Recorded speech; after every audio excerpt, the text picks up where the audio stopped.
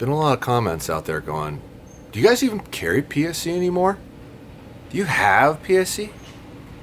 Well, they've just been shipping really slow, so I might have something you want to see. Come along.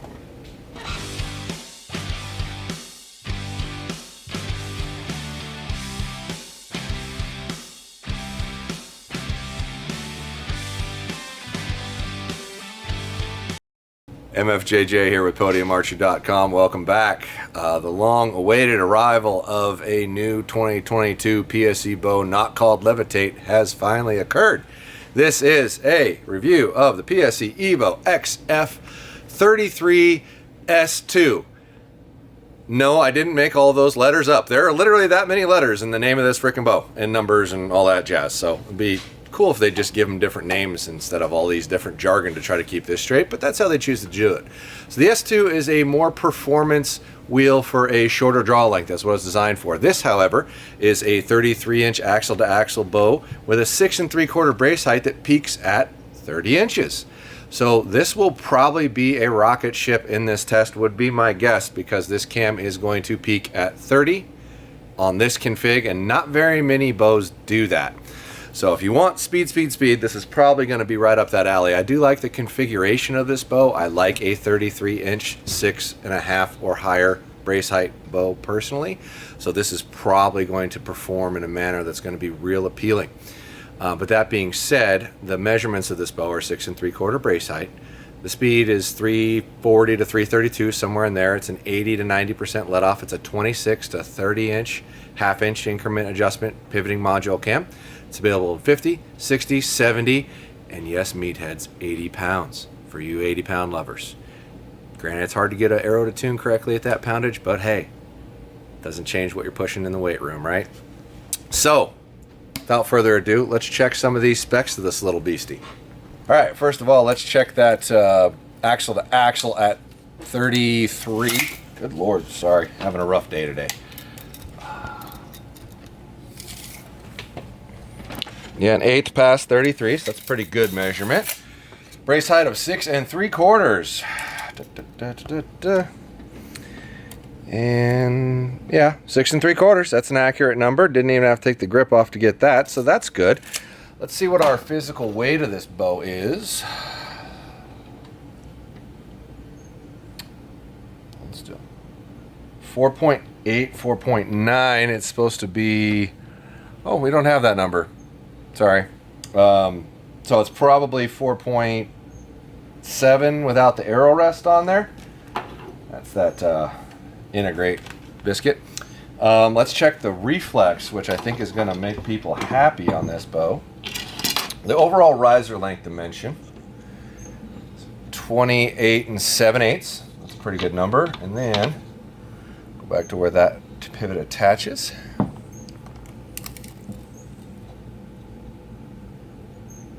2 1/4. So not a ton of reflex in that bow. That's going to make it relatively forgiving. What am I missing? Poundage. Yeah, let's check that physical weight.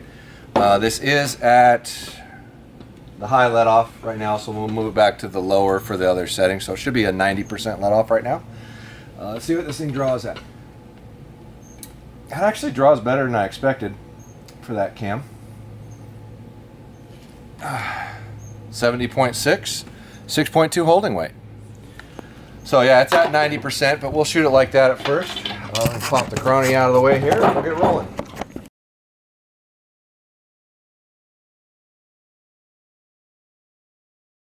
All right, so 70 pounds, 30 inches, 90% let off, 350 grain arrow. First thoughts through the EVO XF33 S2 cam. There's a little bit of dump in the back end, but it's actually pretty gradual. It's not hard. We'll see what it feels like at 80, but it's really not bad.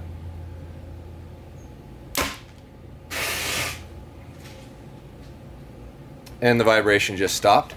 It is a mild vibration, but it sure carries on for a while. You're definitely going to want some limb dampeners and a stabilizer with some rubber stuff on it probably to help absorb that, but it's not. What's the best way to put this? It's not a lot. It just doesn't go away very fast. It's relatively minimal. Like, I'll grip it this time. That cycle's really not bad if this thing's fast. So I'm going to grip this real hard and feel it.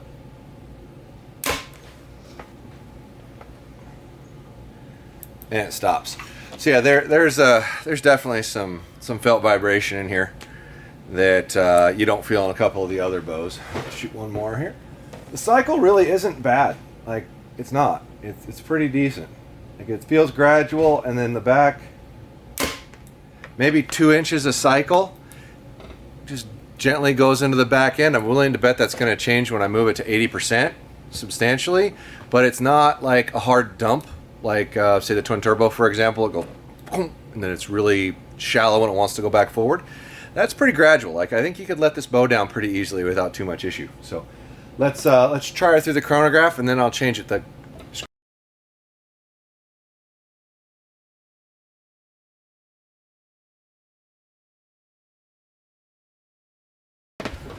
All right, here we go.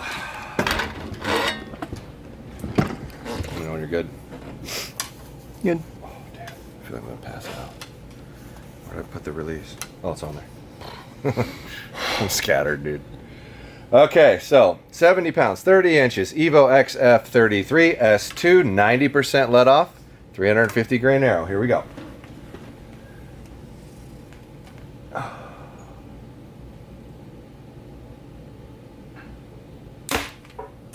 $329 for a 6 3/4 inch brace height bow. That's pretty dang fast.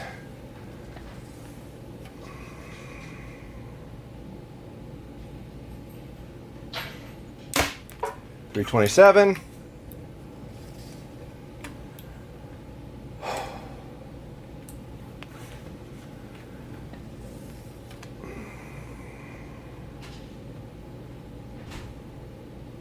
$328. So we'll give that an average of $328. Let's try it at 80%.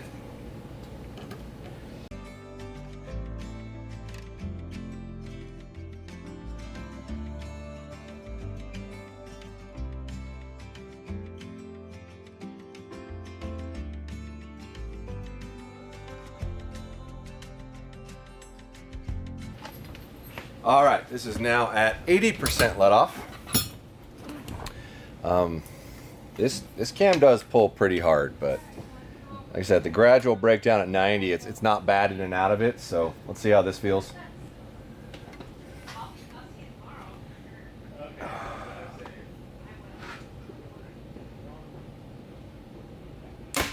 $329.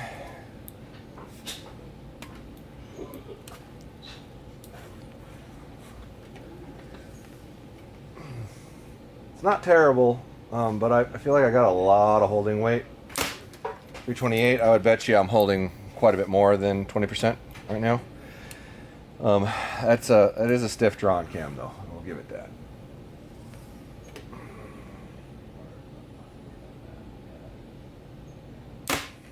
$331.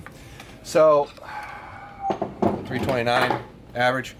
It's a little faster at 80%, but I don't know if I would want the 2 feet for the major field difference in the breakover points. So I would probably really encourage you to shoot that bow at the higher let off. It's going to feel a lot better in and out of the cam. All in all, I mean, granted, there's some residual vibration. You'd have to do some experimenting to see if you can get the vibration to grow away, and you will feel it more than a couple of the other high-end bows in its similar price point, but it's definitely putting out the velocity that the other ones are, or even a little bit more. So if you were a 29-inch draw length guy, this would probably be a really appealing bow to you. I don't know if I would run it with the other cam, period, because you're probably going to give up a decent amount of velocity or length.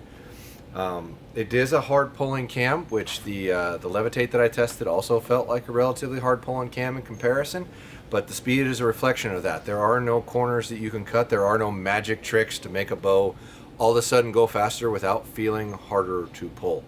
Now, everybody feels draw force curves differently, so what I feel might not be exactly how you feel it. So keep that in mind and try not to put negative stuff down below that says this bow pulls easy. It might pull easy for you, it might not pull easy for the next guy, so keep in mind that. Which is why it's really important that you test fire all these bows before you make a decision, one versus another. It's super important.